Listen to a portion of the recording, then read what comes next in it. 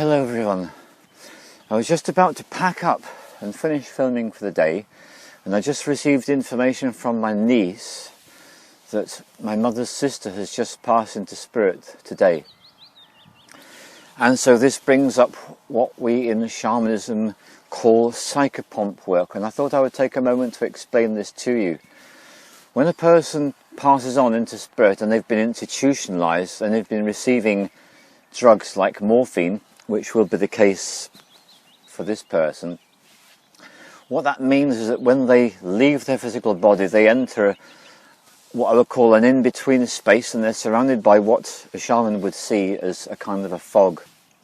And so my work for this person is going to be to enter the shamanic realms through the breathing practice, which I will do very simply, and using my intention, and in my light trance state I will journey to the place where she passed away and left her body, and using the resources at my disposal, working with my guides and helpers, what we will do is we'll blow away the morphine fog and we will reveal the source of the light which is waiting for her to receive her, where her loved ones are.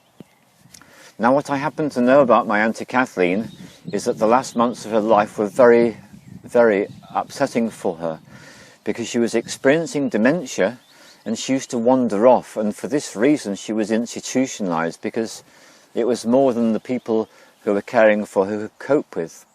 And so she found herself in an institution, and all she wanted to do was to be free. Now, the ultimate freedom for her was to let go of her physical body, where she could no longer be confined by institutions, and to become one with all that is. So in a few minutes I'm going to be doing this work for her, blowing away the morphine clouds, showing her the light and guiding her to the light, to her loved ones who've already in spirit, who are waiting to receive her. This is very important work that we do as shamans, and it's the one work which I do as a shaman there is not a charge for. There's no charge for this work. How can I charge for someone when that person is no longer in the physical body? Doesn't make sense, does it? No, of course not. So when I switch the camera off, I will simply do this work for my Auntie Kathleen to enable her to return to the source, to where we all come from, to where we all ultimately return. And I will share this with you, which is when I was doing my shamanic training, one of the practices that we were invited to do was to do a journey beyond the physical lifetime. We all had to sign a piece of paper before we did the work, and it was to promise to come back.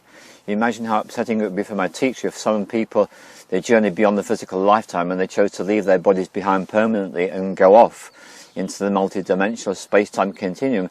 That would be a bit upsetting for my teachers. Of course, we all signed a piece of paper.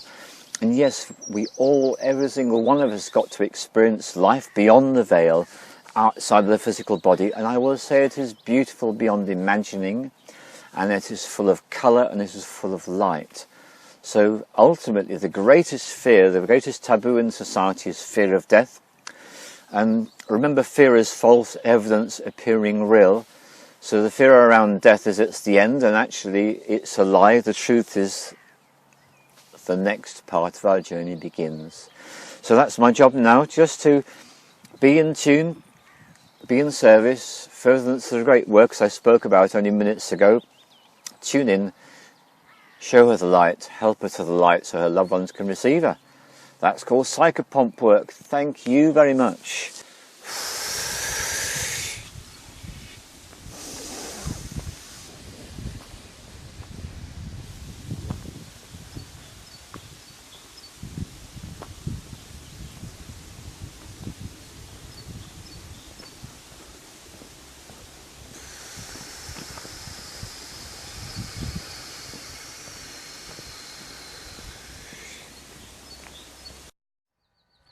So I'm just adding this by way of completing that last film. I've just done the Psychopomp work for my Auntie Kathleen. And it was a beautiful moment we shared, because we didn't spend much time together in physical bodies in this lifetime, but we always had a love for each other. And we shared that love briefly once the morphine clouds had been blown away.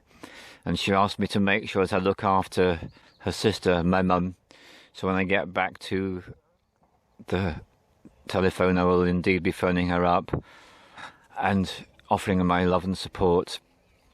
And that moment of watching her go into the light and knowing that those loved ones were there, including her father, her mother, it's very beautiful work. I'm very happy to do what I do.